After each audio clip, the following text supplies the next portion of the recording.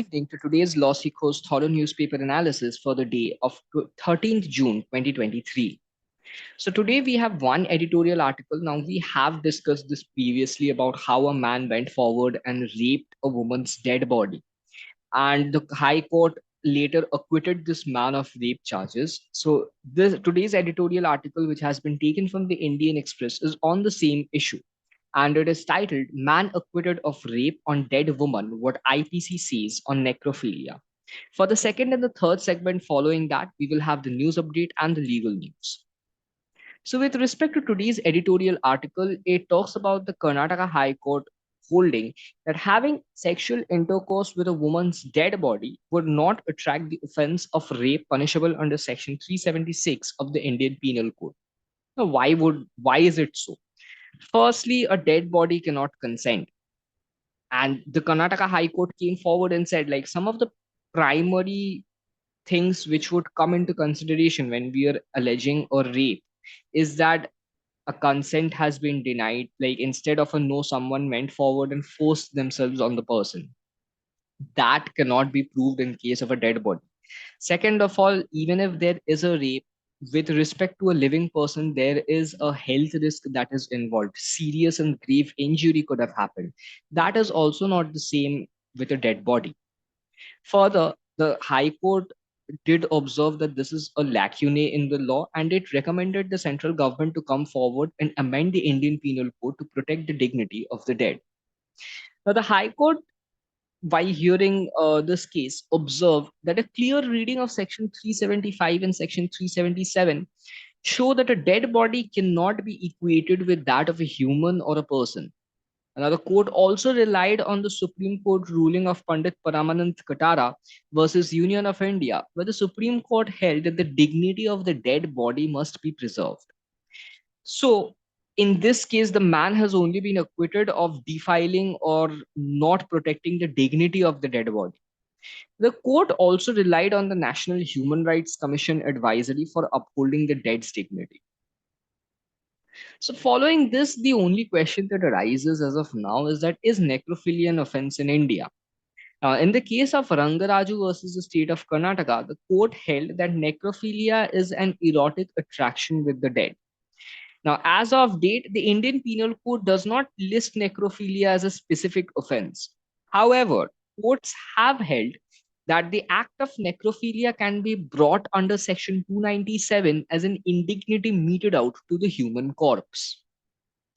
However, the reason why this person was not held guilty of even this section is because of the ingredients that are necessary to convict a person under Section 297. It requires the act to be done to hurt the feelings of a religion. And this condition was not met in this particular case. Now, the only thing that we can hope is that the central government takes cognizance of this and amends the Indian Penal Code to make the act of necrophilia punishable. Now, with this, we move on to the news updates for today. Firstly, we have India clinches maiden women's junior Asia World Cup title. The India junior women's hockey team achieved a remarkable triumph in the Women's Junior Asia Cup 2023, which took place in Kakamigahara, Gifu Prefecture, Japan. They secured the championship title by defeating Korea in a captivating final match with a score of 2-1. Hockey India announces the players will receive a cash prize of rupees 2 lakhs each, and a support staff will receive a cash prize of 1 lakh each for clinching their maiden victory.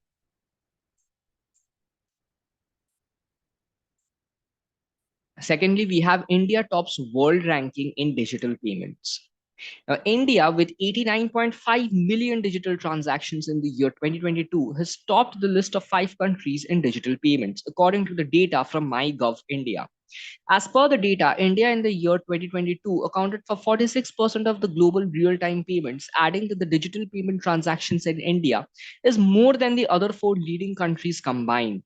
The government of MyGov India is a citizen engagement platform of the government of India, giving the people the opportunity to work towards Surajya with their ideas and grassroots level of contribution.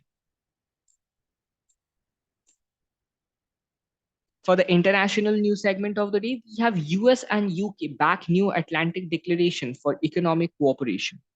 Britain and the United States backed a new Atlantic Declaration for greater cooperation on pressing economic challenges in areas like clean energy, critical minerals, and artificial intelligence. Under the plan, Britain and the United States will strengthen their supply chains, develop technologies of the future, and invest in one another's industries. The two countries also agreed to work together on ensuring the safe development of AI technology, starting with Britain hosting a global summit later this year.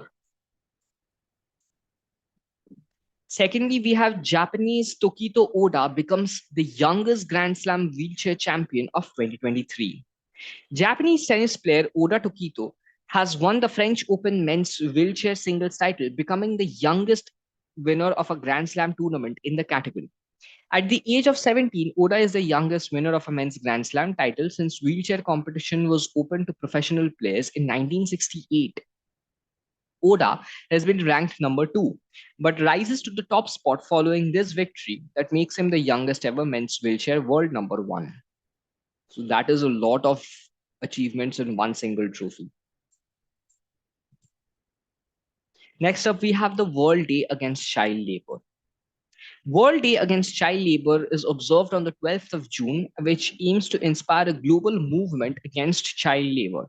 The International Labour Organization initiated World Day Against the Child Labor in 2002. With the slogan of social justice for all and child labor in 2023, the day will highlight the connection between social justice and the eradication of child labor.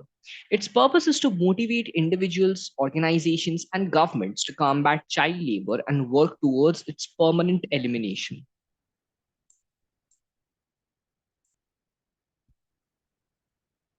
And now, in a tennis feat for the world and definitely for the records, Novak Djokovic wins French Open, record 23rd Grand Slam men's singles title.